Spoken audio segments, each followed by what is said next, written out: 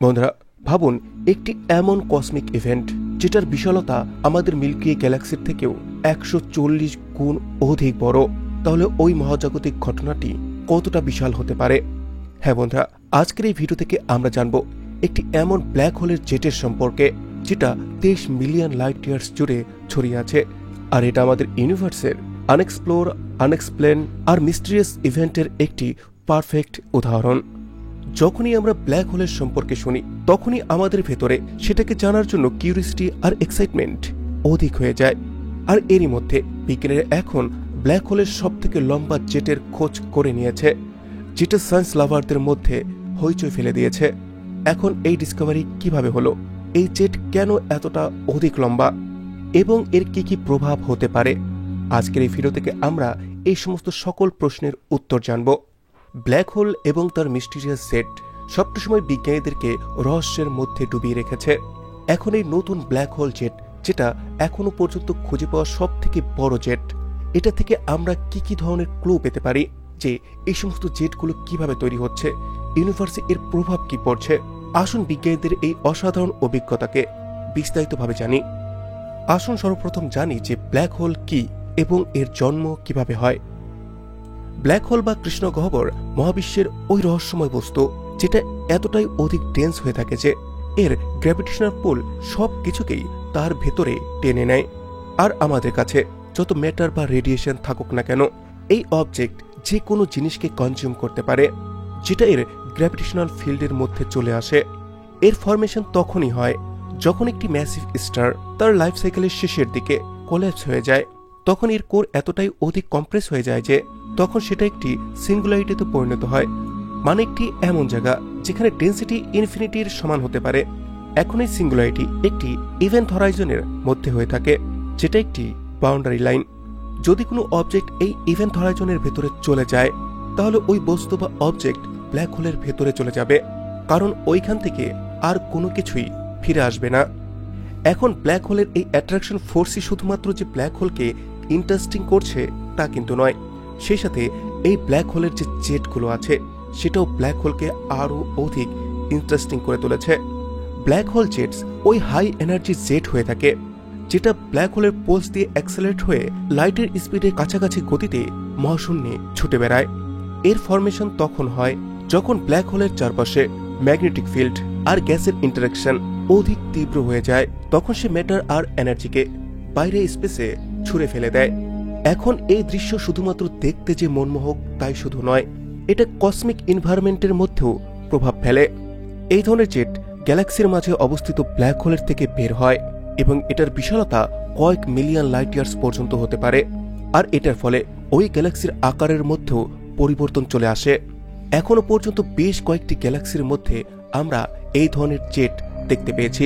বর্তমানে বিজ্ঞানীরা যে জেটটি খুঁজে পেয়েছে এটি প্রায় 23 মিলিয়ন লাইট ইয়ার্স জুড়ে ছড়িয়ে আছে, যেটার বিশালতা কল্পনা করার থেকে অধিক। যেটা আমাদের মহাবিশ্বের সব থেকে ফাস্ট, সেটা হচ্ছে আলো। এই আলোকেও এই জেটটিকে একদিক থেকে অপর দিকে কমপ্লিট করতে 23 মিলিয়ন বছরের সময় লাগবে। এই ব্ল্যাক হোল জেটটিকে বিজ্ঞানীরা দক্ষিণ গোলার্ধের একটি গ্যালাক্সির মধ্যে খুঁজে পেয়েছে। এটা একটি সুপার ম্যাসিভ ব্ল্যাক হোলের জেট, যেটা অকল্পনীয়ভাবে অনেকটাই বিশাল। ব্ল্যাক হোল জেটের এখনো পর্যন্ত যতটা খোঁজ করা হয়েছে তাদের মধ্যে এটা সব থেকে বেশি লার্জেস্ট এবং লংগেস্ট। এই খোঁজ ব্ল্যাক হোলের জেট এবং এর ফরমেশনের প্রসেসকে বুঝতে আরও অধিক সাহায্য করবে। বিজ্ঞানীরা মনে করছেন এই জেটের এতটা অধিক লম্বা হওয়ার কারণ হচ্ছে এই ব্ল্যাক হোলটির ম্যাগনেটিক ফিল্ড এবং এনার্জি অনেকটাই হাই লেভেলে আছে, যেটা এই জেটকে এতটা অধিক দ্রুত পর্যন্ত থ্রো করে দিচ্ছে। বর্তমান সময়ে এই ব্ল্যাক হোলের জেট শুধুমাত্র একটি লার্জ অবজেক্ট নয়, সেই সাথে এটা একটি ইম্পর্টেন্ট সাবজেক্ট হয়ে গিয়েছে। যখন আমরা এই ব্ল্যাক হোল জেটের তুলনা আমরা আমাদের মিল্কি ওয়ে গ্যালাক্সির সাথে করি তখন এটা আরও অধিক ইন্টারেস্টিং হয়ে যায়। যেমনটা আমরা জানি আমাদের মিল্কি ওয়ে গ্যালাক্সি 10 লক্ষ লাইট ইয়ার্স জুড়ে ছড়িয়ে আছে। অপরদিকে আমরা যে নতুন ব্ল্যাক হোলের জেটটিকে খুঁজে পেয়েছি সেটা 23 মিলিয়ন লাইট ইয়ার্স জুড়ে ছড়িয়ে আছে। যদি আমরা মিল্কি এর মতো 140টি গ্যালাক্সিকে একসাথে একই লাইনে দাঁড়া করিয়ে দেই, তারপরও ওই ব্ল্যাক হোল জেটের সমান হতে পারবে না এই গ্যালাক্সিগুলো। এখন এই খোঁজ না শুধু আমাদেরকে এটা বোঝাচ্ছে যে আমাদের এই ইউনিভার্স কতটা বিশাল, সেই সাথে এটাও বোঝাচ্ছে যে এটা কতটা রহস্যময়। সেই সাথে এই সমস্ত খোঁজ আমাদেরকে এটাও বোঝায় যে আমরা আমাদের এই ইউনিভার্সের তুলনাতে কতটা ছোট এবং আমাদের স্থান কোথায় আছে। যদি আমরা কসমিক লেভেলে দেখি তাহলে এই জেটকে আমরা আরো অধিক বড় আর পাওয়ারফুল দেখব। এছাড়াও যখন বিজ্ঞানীরা এই সমস্ত জেটকে নিয়ে অধিক বেশি অধ্যয়ন করবে তখন ব্ল্যাক হোলের সম্পর্কেও আরো অধিক জানতে পারবে যে ব্ল্যাক হোলের ভেতরে কি ধরনের কাজ বা প্রক্রিয়া চলছে। এই ধরনের ইভেন্টগুলো আমাদেরকে এটা বুঝতে সাহায্য করে যে কিভাবে একটি ব্ল্যাক হোল তার চারপাশের পরিবেশকে প্রভাবিত করছে।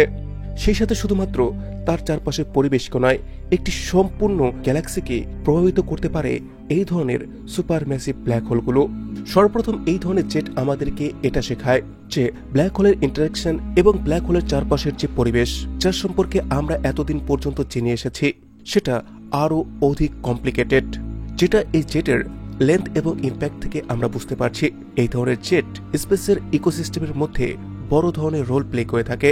এখন সেই সাথে এমনও সম্ভাবনা আছে যে আমরা ভবিষ্যতে এর থেকেও আরো অধিক ব্ল্যাক হোলের জেটের খোঁজ পেতে পারি। এই ধরনের বড় ব্ল্যাক হোল জেটকে অবজার্ভ করার জন্য বিজ্ঞানীরা অ্যাডভান্স সব টেলিস্কোপের ব্যবহার করে থাকে। Black hole jet powerful radiation emit করে থাকে, আর এই ধরনের ওয়েভসকে ক্যাপচার করার জন্য বিজ্ঞানীরা রেডিও টেলিস্কোপের ব্যবহার করে, কারণ এই সমস্ত সিগন্যাল ভিজিবল লাইট স্পেকট্রামে ধরা পড়বে না। বিজ্ঞানীরা বেশ কয়েকটি অবজারভেটরি ডাটাকে একত্রিত করেছে যেন এই জেটটির সঠিক লেন্থ এবং সাইজকে জানা যায়।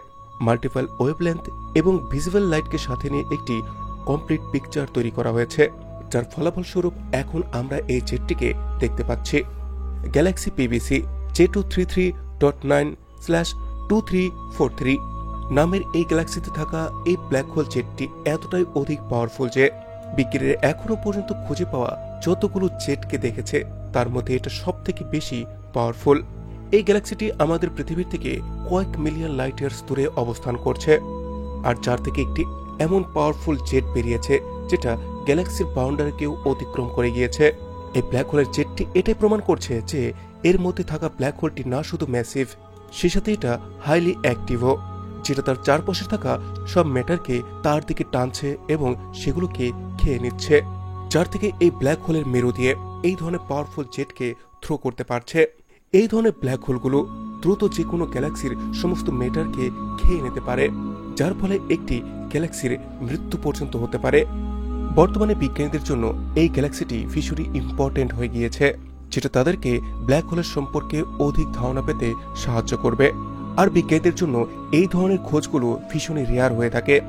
একটি জেট যেটা 23 মিলিয়ন লাইট ইয়ার্স জুড়ে ছড়িয়ে আছে সেটাকে ডিটেক্ট করতে পারাও একটি বড় অ্যাচিভমেন্ট, কারণ এই ধরনের জেটগুলো প্রায় সময় ইন্টারস্টেলার ডাস্ট এবং ইন্টারস্টেলার ম্যাটেরিয়ালের মধ্যে লুকিয়ে যায়, আর এদেরকে খুঁজে পাওয়া তখন অনেকটাই কঠিন হয়ে পড়ে।